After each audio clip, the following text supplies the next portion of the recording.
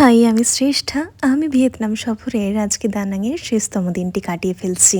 দানাং golden বে resort এখানেই দেখতে দেখতে ৩-৪টে দিন কেটে গেল। কত লাইভ সেকশন হয় দেখুন ব্রেকফাস্টের সময়।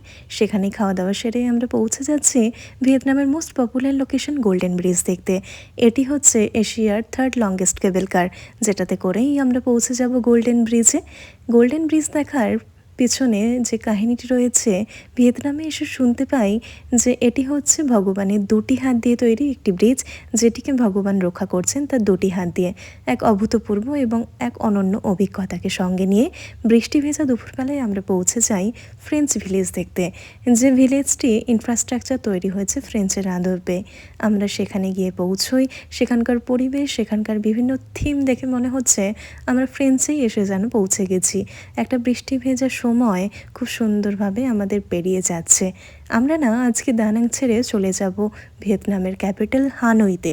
আমাদের আজকেই ফ্লাইট রয়েছে দানাং থেকে বিকেলবেলায়। আমরা বানা হিলসেই লাঞ্চ কমপ্লিট করার পরে চলে যাচ্ছি এবার এয়ারপোর্টে। হয়তো হানইতেও আমাদের জন্য অপেক্ষা করছে আরও অনেক সুন্দর সুন্দর গল্প, যা আপনাদের সাথে শেয়ার করে নেব।